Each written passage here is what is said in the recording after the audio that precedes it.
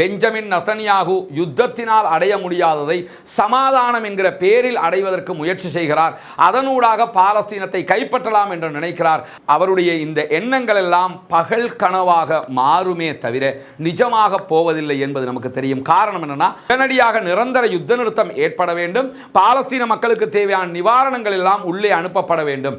இதற்கு ஒப்புக்கொண்டால் மட்டும்தான் நாங்கள் சமாதானத்திற்கு வருவோம். இல்லை என்றால் நாங்கள் 1-to-1 சண்டைக்கு மீண்டும் தயாராக இருக்கிறோம் என்று சொல்லி இருக்கிறார்கள் என்கிற செய்திகளை அவர் இன்றைக்கு மிக தெளிவாக சொல்லியிருக்கிறார்.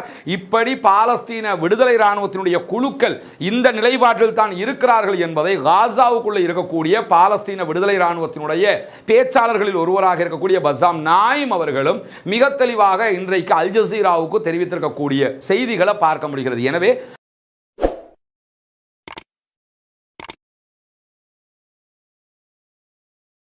அன்பிற்கினிய சகோதர சகோதரிகளே, நம் அனைவர் மீதும் ஏக இறைவனுடைய அமைதியும் கருணையும் உண்டாகட்டுமாக என்கிற உயரிய பிரார்த்தனைகளோடு, நமக்கெல்லாம் தெரியும் காசா பகுதிகளில் இஸ்ரேலிய ஆக்கிரமிப்பு இராணுவம் கடந்த 2 ஆண்டுகளாக இந்த தாக்குதல்களை நடத்தி வருகிறது. கிட்டத்தட்ட 73,000க்கு மேற்பட்டவர்கள் கொல்லப்பட்டு ஷஹீதாகி இருக்கிறார்கள். 1,40,000க்கு மேற்பட்டவர்கள் படுகாயம் அடைந்திருக்கக்கூடிய சூழல்ல முழு காசாவும் அளிக்கப்பட்டிருக்கிறது. இந்த நிலையில் காசாவுக்குள்ள பாலஸ்தீன விடுதலை இராணுவத்தினுடைய கைகளில் இஸ்ரேலை சேர்ந்த 52 பணைய கைதிகள் இருக்கிறார்கள். இவர்களில் கிட்டத்தட்ட ஒரு 30க்கு மேற்பட்டவர்கள் உயிரோடு இருப்பதாகவும் மீதி உள்ளவர்களுடைய பிணங்கள் அவர்களிடத்தில் இருப்பதாகவும் நம்பப்படுகிற சூழல்ல மொத்தமாக எத்தனை பேர் அங்கே பணைய கைதிகளாக இருக்கிறார்கள் என்கிற தகவல் இஸ்ரேலுக்கு தெரியவில்லை. பாலஸ்தீன விடுதலை அமைப்பும் எந்த இடத்திலும் அறிவிக்கவும் இல்லை. இப்படியான ஒரு சூழலுக்கு மத்தியில் உடனடியாக காசாவில் ஒரு யுத்த நிறுத்தம் கொண்டு வர வேண்டும் என்கிற பேச்சுவார்த்தைகள் 2 ஆண்டுகளாக யுத்தம் ஆரம்பித்த நேரத்திலிருந்து நடந்து கொண்டே இருக்கிறது. ஆனால் இதுவரைக்கும் எந்த விதமான முன்னேற்றங்களும் வரவில்லை. இறுதியாக தற்போது தோஹா கத்தாரில் இஸ்ரேலுக்கும் பாலஸ்தீன விடுதலை இராணுவத்துக்கும் இடையிலான மறைமுக பேச்சுவார்த்தைகள் நடைபெற்று வருகிறது.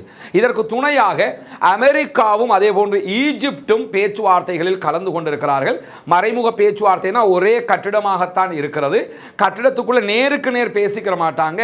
இவங்கள்ட்ட நடுவர்கள் போய் பேசுவாங்க. கத்தார், ஈஜிப்ட், அமெரிக்கா உதாரணமாக இஸ்ரேல்கிட்ட போய் பேசிட்டு அவங்க என்ன சொல்றாங்களோ அதை திரும்ப அடுத்த ரூம்ல இருக்கக்கூடிய பாலஸ்தீன விடுதலை இராணுவத்தில் வந்து பேசுவாங்க. பிறகு இவங்க சொல்றது அவங்க கிட்ட போய் பேசுவாங்க. இதற்கு பேர் மறைமுக பேச்சுவார்த்தை என்று சொல்லுவார்கள். இப்படியான ஒரு பேச்சுவார்த்தை தான் நடைபெற்று வருகிறது. இந்த சூழல்ல இன்றைக்கு திடீரென பெஞ்சமின் நெதன்யாகு இஸ்ரேலுடைய பிரதமர் ஒரு அறிவிப்பை விடுத்திருக்கிறார். அது என்ன அறிவிப்பு என்று சொன்னால், பாலஸ்தீன விடுதலை இராணுவம் ஆயுதங்களை கீழே வைக்காத வரைக்கும், சரணடையாத வரைக்கும் யுத்த நிறுத்தம் கிடையாது என்று சொல்லியிருக்கிறார். இந்த பேச்சு தான் இந்த யுத்த நிறுத்தம் விவகாரத்திலேயே ரொம்ப இழுபறியாக இருக்கிறது. பாலஸ்தீன விடுதலை இராணுவம் முதல்ல ஏன் ஆயுதங்களை கீழே வைக்கணும்? முதல்ல ஏன் அவங்க சரணடையணுங்கிற ஒரு கேள்வி இருக்கிறதா இல்லையா? நாடு யாருக்கு சொந்தம்? பாலஸ்தீனம் என்கிற பெருபூமி பாலஸ்தீன மக்களுக்கு சொந்தமானது. இந்த பாலஸ்தீன மக்களுக்கு சொந்தமான பூமியை பிரித்தானியா 2ஆம் உலக மகா யுத்தத்திற்கு பிறகு அரபு ஆட்சியாளர்களை ஏமாற்றி அவர்களுக்கு கொடுக்க வேண்டியதையெல்லாம் கொடுத்து செட்டில் பண்ணி பாலஸ்தீன பகுதிகளில் இஸ்ரேல் என்கிற ஒரு நாட்டை உருவாக்கியதற்கு பிறகு இஸ்ரேலை ஒரு நாடாக ஐநா அங்கீகரிக்கிறது. ஆனால் பாலஸ்தீனத்தை இதுவரைக்கும் தனி நாடாக அங்கீகரிக்கவில்லை. ஆனால் உண்மையிலேயே நாடாக இருக்க வேண்டியது பாலஸ்தீனம். இருந்ததும் பாலஸ்தீனம். நாடாக இருந்த ஒரு நாட்டுக்குள்ள இன்னொரு நாட்டை உருவாக்கிட்டு நாடாக எது இருக்க வேண்டுமோ அந்த பாலஸ்தீனத்தை நீங்கள் நாடே கிடையாது என்று சொன்னது மட்டுமல்லாமல், நீங்க ஆயுதத்தை கீழே வச்சுட்டு சரணடைங்க, நாங்க யுத்தத்தை நிறுத்துறோம் என்று சொன்னா எதற்காக அவர்கள் சரணடைய வேண்டும் என்கிற கேள்வி எழுகிறதா இல்லையா?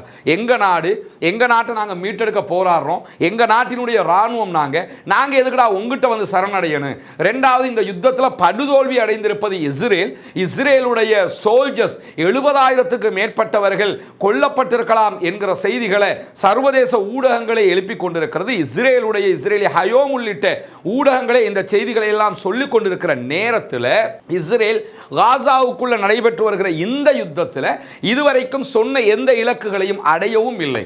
நாங்கள் உள்ளே நுழைவோம், பாலஸ்தீன விடுதலை அமைப்பை அழிப்போம், பாலஸ்தீனத்தினுடைய ஆட்சியை கைப்பற்றுவோம், எங்களுடைய பணைய கைதிகளை மீட்டுக் கொண்டு வருவோம் என்கிற 3 இலக்குகளோடு அவர்கள் உள்ளே நுழைந்தார்கள். இந்த இலக்குகளில் எதையுமே அவங்க அடையவே இல்லை. இதுவும் அவர்கள் தோற்று கொண்டிருக்கிறார்கள் என்பதற்கான மிகப்பெரிய ஆதாரமாக இருக்கிற போது, ஜெயித்து கொண்டிருக்கக்கூடிய பாலஸ்தீன விடுதலை அமைப்பு ஆயுதத்தை கையில் தந்துட்டு சரணடைங்கன்னா இது அசாத்தியமானது, நடக்க போகிற காரியம் அல்ல. அப்படி நடக்காது என்பது நெத்தன்யாவுக்கு தெரியும். அதனால தான் இந்த நிபந்தனையை போடுறாரு. இப்படி போட்டால் அந்த யுத்தம் தொடர்ந்துகிட்டே இருக்கும், இவரும் ஆட்சியிலே இருக்கலாம், நாட்டுக்குள்ள எலெக்ஷன் நடத்த வேண்டிய தேவையில்லை என்கிற காரணத்தினால் அவருடைய பதவி வெறி பாலஸ்தீன அப்பாவிகளை கொள்வதற்கு மீண்டும் மீண்டும் தூண்டி கொண்டிருக்கிறது. இந்த அறிக்கை தற்போது நடுவர்களுக்கு மத்தியிலேயே குழப்ப நிலையை உண்டாக்கி இருக்கக்கூடிய சூழல்ல, ஏற்கனவே அமெரிக்கா விடுத்திருக்கக்கூடிய அறிக்கையில் என்ன சொல்லியிருந்தாங்கன்னா, பாலஸ்தீன விடுதலை ராணுவம் ஒரு சமாதான உடன்படிக்கைக்கு ஒப்புக்கொள்ள வேண்டும், ஒப்புக்கொண்டால் தான் இது முடிவுக்கு வரும் என்று சொல்லி இருந்தாங்க. இல்லைன்னா பலத்த எதிர்ப்புகளை நீங்கள் சந்திப்பீர்கள், காசாவை நரகமாக்குவேன் என்றெல்லாம் டொனால்ட் ட்ரம்ப் சொல்லி இருந்த நேரத்திலேயே அதற்கு பதிலளித்திருந்த பாலஸ்தீன விடுதலை ராணுவம் மிக தெளிவாக என்ன சொல்லிட்டாங்கன்னா, காசாவை இனிமே நரகமாக்குறதுக்கு ஒண்ணுமே கிடையாது, நீங்க அழிக்க வேண்டிய அளவுக்கு அழிச்சிட்டீங்க, இனிமேல் நீங்கள் அழிப்பதாக இருந்தால் அணுகுண்டு மட்டும்தான் போடணும், வேற எதுவுமே நீங்க செய்ய முடியாது, அந்த அளவுக்கு அழிவுகளை தந்ததற்கு பிறகும் இன்னும் நரகமாக்குவேன்னா உங்களால் ஒண்ணுமே செய்ய முடியாது, அவ்வளவெல்லாம் பண்ணிட்டீங்க, நீங்க என்ன பண்ணினாலும் அதை எதிர்த்து நிற்கிறதுக்கு நாங்கள் தயார் என்று பாலஸ்தீன விடுதலை ராணுவம் அமெரிக்காவுக்கே மிக தெளிவான பதில்களை சொல்லி இருக்கக்கூடிய சூழல்ல தான் இந்த அறிவிப்பு வெளியாகி இருக்கிறது. ஆனால் இதற்கு உடனடியாக பதிலளித்திருக்கக்கூடிய பாலஸ்தீன விடுதலை அமைப்பினுடைய தலைவர் ஹலீல் அல் ஹையா அவர்கள் காசாவில் இருக்கக்கூடிய பாலஸ்தீன விடுதலை ராணுவத்தினுடைய கருத்துக்களை கேட்டுத்தான் நாங்கள் முடிவுகளை எடுத்துக்கொண்டிருக்கிறோம்.